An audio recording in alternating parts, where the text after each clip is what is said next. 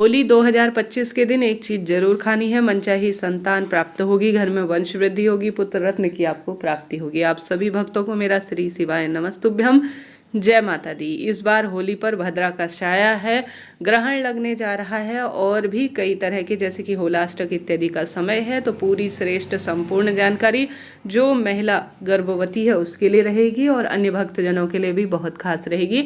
ध्यान से पूरा वीडियो सुनिएगा। इस वीडियो को सुनने के बाद आपको परिपूर्ण जानकारी अपने आप हो जाएगी, आपको कोई भी अन्य वीडियोस देखने की आवश्यकता पड़ेगी ही नहीं। तो अंत तक सुनिएगा जी, बहुत सोच कर समझ कर मैं वीडियो आपके लिए प्रसारित कर रही हूँ, ध्यान से सुनिएगा। आप सभी जानते होंगे होली से 8 दिन पहले का समय होलाष्टक का हो जाता है। होलाष्टक का समय अशुभ समय के रूप में जाना जाता है, ऐसी मान्यता है। भक्त प्रहलाद को उनके पिता नरसिंह जी ने इस समय घोर यातना दी थी, जिस कारण से पूरा ब्रह्मांड कांप उठा था और नकारात्मक ऊर्जा इस समय काफी सक्रिय होती है। इस कारण से इन 8 दिनों में, होली से पहले के 8 दिन को आप जोड़ लीजिएगा, होलाष्टक इसे कहा जाता है। उस समय कोई शुभ और श्रेष्ठ कार्य नहीं किए जाते।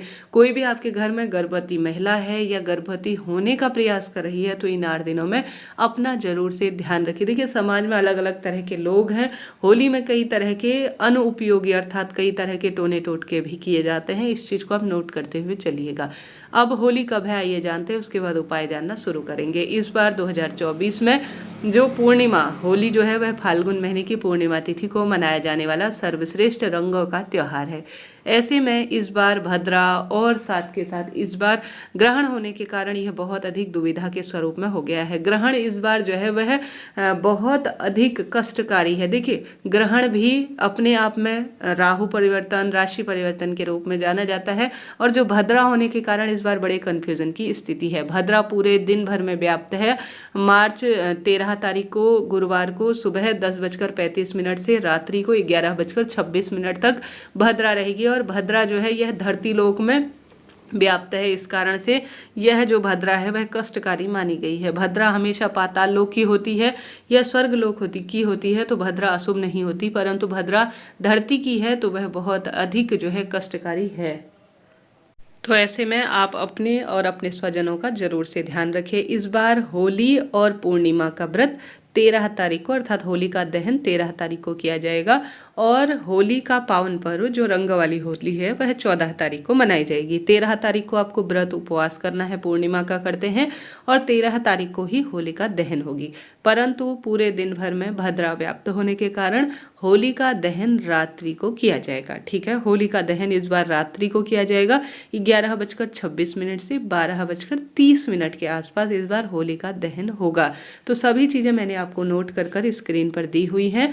हालांकि उससे पहले आप होलिका माता का पूजन कर सकते हैं बिना अग्नि प्रज्वलित किए, परंतु दहन तो मध्य रात्रि में ही होगा। आशा है, उम्मीद है वीडियो आपके लिए उपयोगी रहा होगा।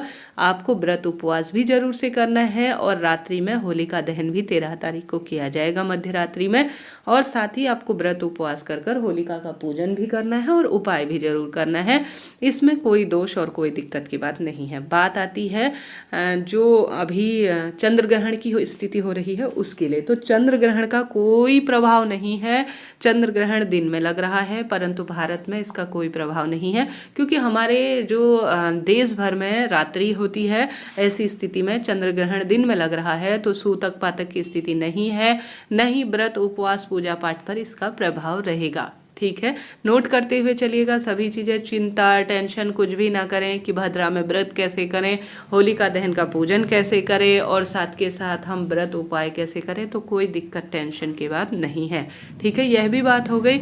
अब उपाय जानते हैं। देखिए, पूर्णिमा तिथि है, सबसे पहले ब्रह्म मुहूर्त में उठ जाए, गंगा जल मिश्रित जल से स्नान करें, सूर्य भगवान को जल चढ़ाएं। पूर्णिमा तिथि माँ लक्ष्मी श्री नारायण को समर्पित है और यह भक्त प्रहलाद का सबसे बड़ा दिन है। रंगों का उत्सव है। घर के दरवाजे पर जल का आप छिड़काव जरूर से कीजिएगा। ठीक है, जल का छिड़काव करते हैं तो नकारात्मक ऊर्जा का नाश होता है और इन दिनों तो नकारात्मकता पूरे परिवेश में भर रही होती है। ऐसे में एक जल के लोटे में आपको रंग डालना है थोड़ा सा। पूर्णिमा तिथि पर 13 तारीख को आपको व्रत करना है, इस चीज को नोट करना है। 13 तारीख को ही यह उपाय किया जाएगा। 14 तारीख को भी आप उपाय कर सकते हैं, कोई दिक्कत की बात नहीं। पूर्णिमा तिथि व्याप्त है, इस कारण से उदया तिथि को ध्यान में रखा जाता है, तो उदया तिथि अनुसार 13 तारीख को ही व्रत किया जाएगा। ऐसे में एक जल के लोटे में आपको थोड़ा सा रंग डालना है, कलर डालना है और लाल पीला रंग कोई भी ले सकते हैं, घर के दरवाजे पर उसका छिड़काव करें। इससे घर परिवार में सकारात्मक ऊर्जा आती है, नकारात्मकता का नाश होता है। उसके बाद एक जल के लोटे में आपको महादेव के साथ होली खेलनी है। सबसे पहले आप जल के लोटे में या एक कटोरी में महादेव, आपको मैं माता पिता स्वरूप मानती हूँ, मेरे जीवन में सभी मनोकामना पूर्ण करना, ऐसी प्रार्थना करते हुए शिवलिंग पर आप थोड़ा सा रंग अबीर गुलाल जरूर समर्पित करें और जल भी जरूर से समर्पित करें। यह प्रक्रिया मानी जाती है महादेव के साथ होली खेलने की। सर्वे सर्वा महादेव है, उनकी कृपा से भी पुत्र पौत्र का वरदान मिलता है। तो इस चीज को आप ध्यान में रखिएगा। पूर्णिमा तिथि है, घर के दरवाजे पर दोनों साइड आपको दीपक जरूर लगाना है। लंबी बत्ती का घी का दीपक ही घर के दरवाजे पर लगाया जाता है। उसके बाद आप पीपल पूजा करें। पीपल वृक्ष और तुलसी माँ दोनों में ही कच्चा दूध आपको समर्पित कर कर लंबी बत्ती का दीपक लगाकर ओम नमो भगवते वासुदेवाय महामंत्र का जाप करना है। दाहिने हाथ से आपको परिक्रमा करनी है 7 कच्चा सूत लेकर। यही प्रक्रिया आप तुलसी में करें, यही पीपल में करें। दोनों में एक भी प्रक्रिया आप कर लेते हैं पूजन की तो भी यह पर्याप्त रहती है। उसके बाद भगवान का सुमिरन ज़्यादा से ज़्यादा करें। उसके बाद महादेव की आपको पूजा करनी है और घर आकर आपको लड्डू गोपाल स्वरूप है तो उनका पूजन करना है विधि विधान से। शंख में दूध भरकर तुलसी पत्र रखकर आपको नारायण को कच्चे दूध से स्नान कराना है। यह पूर्णिमा तिथि पर सुख सौभाग्य के लिए जाना जाता है।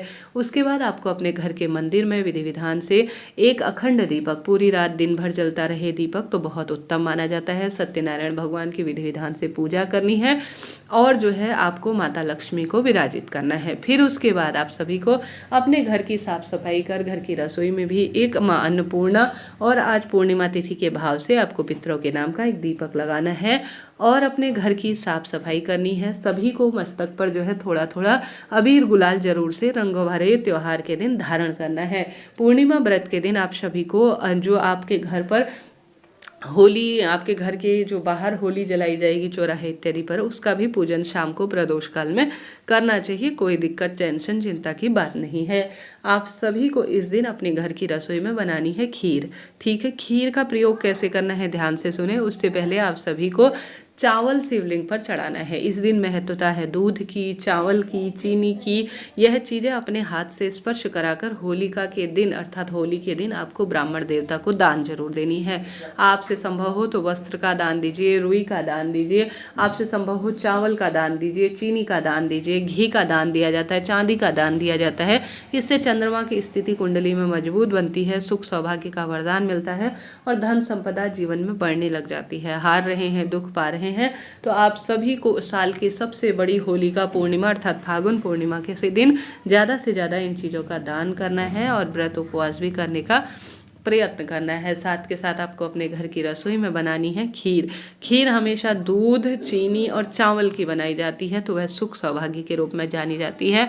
संभव हो तो इसमें केसर डालें, नहीं तो कोई दिक्कत नहीं। एक कटोरा खीर बनाइए और उसमें डालिए तुलसी का पत्ता। ध्यान रहे तुलसी का पत्ता आपको पूर्णिमा के दिन नहीं तोड़ना है। जिस दिन आपका जो व्रत हो उस दिन आपको कभी भी किसी भी पेड़ की पत्ती नहीं तोड़नी है। पूर्णिमा के दिन महिला को, सुहागिन महिला को बाल नहीं धोने हैं, एक दिन पहले बाल धो लीजिए। पूर्णिमा के दिन सिर्फ बालों में आप सभी थोड़ा सा जो है गंगा जल मिश्रित जल छिड़क कर भगवान का नाम लेना चाहिए। हालांकि बाल धो सकते हैं, साबुन शैम्पू इस्तेमाल नहीं करना चाहिए क्योंकि साबुन शैम्पू में काफ़ी केमिकल होता है। अंडा और मछली के तेल इत्यादि से बालों को सिल्की बनाने के लिए चीज़ों को लिया जाता है काम में, जो कि हम सभी को पता भी नहीं होता कई बार। इस कारण से ही बाल धोने की पूर्णिमा और अमावस्या पर मनाही होती है। पूर्णिमा और अमावस्या पर बाल धोने की इसलिए भी मना होती है क्योंकि इस दिन जो है राशि परिवर्तन का यह दिन माना जाता है। इसका प्रभाव हमारे मन और मस्तिष्क पर पड़ता है।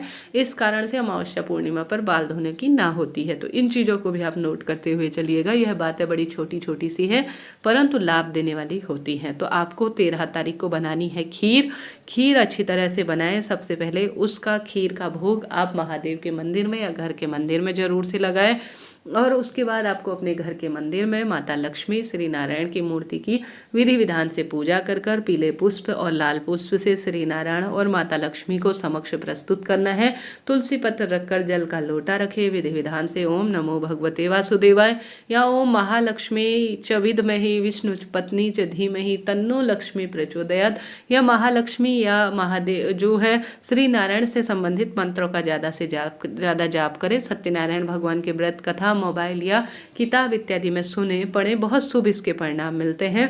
लड्डू गोपाल की विशेष सेवा अर्चना करें। पूर्णिमा के दिन लाल या पीले रंग के ही कपड़े पहनने चाहिए, शुभ और श्रेष्ठ इसके परिणाम मिलते हैं। तो खीर आपने बना ली। खीर में आप सभी को रखना है तुलसी का पत्ता। तुलसी का पत्ता कई बार प्रयोग में लिया जा सकता है, खाली एक बार ऐसा ना सोचे। जैसे बेलपत्र कई बार प्रयोग में लिया जा सकता है, ठीक उसी तरह से तुलसी का पत्ता भी कई बार प्रयोग में लिया जा सकता है। उसके बाद आप सभी को पूर्णिमा की शाम को या सुबह खीर बनाकर आप सभी को महादेव के मंदिर में और अपने घर के मंदिर में भगवान जी के समक्ष प्रस्तुत करना है। महादेव को तुलसी नहीं चढ़ाई जाती है, तो उनके लिए अलग से कटोरी में रखें और माता लक्ष्मी और श्री नारायण के लिए एक कटोरी में तुलसी पत्र रखकर आपको भगवान को भोग लगाना है। निरंतर भूल चूक के लिए क्षमा प्रार्थी हों। दीपक लगाएं। पीले फूल और लाल फूल लगाने के बाद तुलसी पत्ता रखकर या तुलसी की लकड़ी का दीपक लगाकर महादेव और श्री नारायण को और तुलसी माता को ज़्यादा से ज़्यादा प्रसन्न करें। उसके बाद भोग लगाने के बाद विधि विधान से अपनी मनोकामना कहें। हे महादेव, हे माँ लक्ष्मी, हे श्री नारायण, मेरे जीवन में दुख काटे, दरिद्रता काटे और मेरे जीवन में होने वाले जो संतान संबंधी परेशानी है, पुत्र प्राप्ति की मेरी इच्छा है, वह कहते हुए आप माता रानी और महादेव से झोली पसार लीजिए। आज की शुभ तिथि में मेरे जीवन को, मेरे सौभाग्य को बढ़ाएं, यह प्रार्थना करते हुए आप उनके चरणों में प्रणाम करते हुए अपने मन की बात कहें। खीर जब भगवान जी स्वीकार कर चुके होंगे, ग्रहण कर चुके होंगे, आधा 1 घंटा या 10-15 मिनट के बाद भी आपको प्रसाद हटा लेना चाहिए। भगवान के समक्ष कहा जाता है, नहीं तो नकारात्मक ऊर्जा उस भोजन में प्रवेश करती हैं। तो आपको जो है जल का लोटा तो वहीं पर रखना चाहिए, परंतु खीर आपको उस स्थान से उठा लेनी चाहिए।